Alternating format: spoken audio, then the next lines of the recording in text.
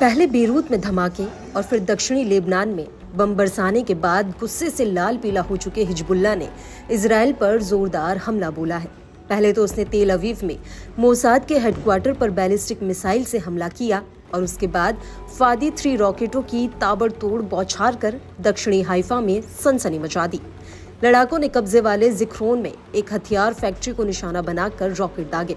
दूसरी बार हिजबुल्लाह ने फादी 1 रॉकेट हमलों से किरियात मोत्स्किन की बस्ती पर हमला किया। साथ ही लड़ाकों ने लेबनान के शहरों के पास उड़ान भर रहे 2 इजरायली फाइटर जेट्स को खदेड़ने का भी दावा किया।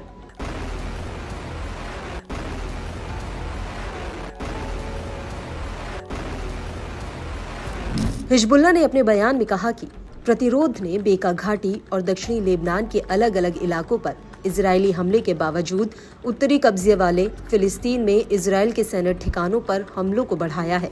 लड़ाकों ने रामिया मिलिट्री साइट पर भी हमला किया है। उस पर बने खुफिया जानकारी जुटाने वाले उपकरणों को निशाना बनाया। सटीक हथियारों का इस्तेमाल करते हुए लड़ाकों ने इजरायली के कई हार्डवेयर्स को तबाह किया।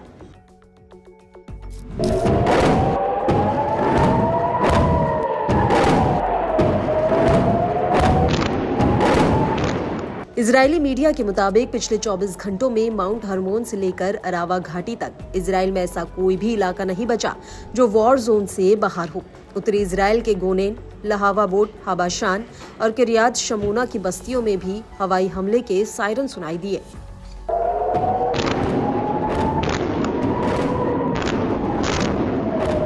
लेबनान के इस्लामिक प्रतिरोध ने फ्रंटलाइन साइट पर सीधा हमला बोलते हुए बिरानित बैरकों पर बड़े कैलिबर के तोपखाने के गोले दागे। इससे उत्तर में कैटजरीन से लेकर रोशपिना, सफद और माउंट मेरोन तक फैले इलाकों में लोगों को बॉम्ब शेल्टर्स में रहने की सलाह दी गई।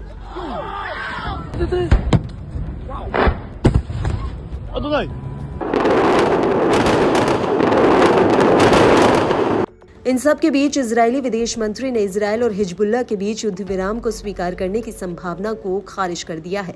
उन्होंने कहा कि उत्तर में कोई युद्ध विराम नहीं होगा।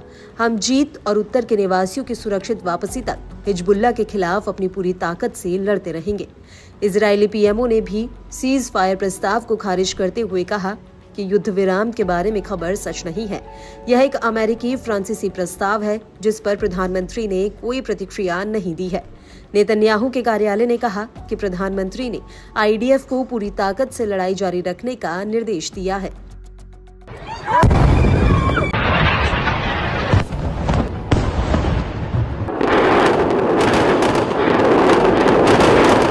हिजबुल्लाह ने इजरायल के खिलाफ अपने ऑपरेशन को बढ़ाकर इजरायली कब्जे में जबरदस्त तबाही मचाई। इजरायली मीडिया आउटलेट की माने तो इजरायल ने पिछले 2 दिनों में ही अनुमानित $1.7 बिलियन का नुकसान उठाया है। केएन के मुताबिक सोमवार को लेबनान पर इजरायल के हमलों से लगभग $173 मिलियन का नुकसान हुआ। इजरायली अधिकारियों ने ऐसी आशंका जताई है कि अगर लेबनान के साथ 10 दिनों से अधिक समय तक संघर्ष चलता है तो इससे इजरायली सेना पर अतिरिक्त बोझ पड़ेगा।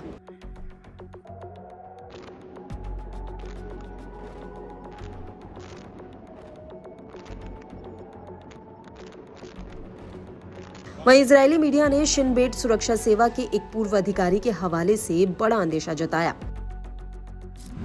उन्होंने कहा कि मध्य इजरायल की ओर रॉकेट लॉन्च करने की हिजबुल्लाह की ताकत को कम करके नहीं आंका जाना चाहिए।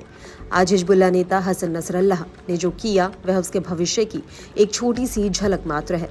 उधर मिसाइल इंटरसेप्टर का बढ़ता इस्तेमाल डेली ऑपरेशनल कॉस्ट को लगातार बढ़ा रहा है।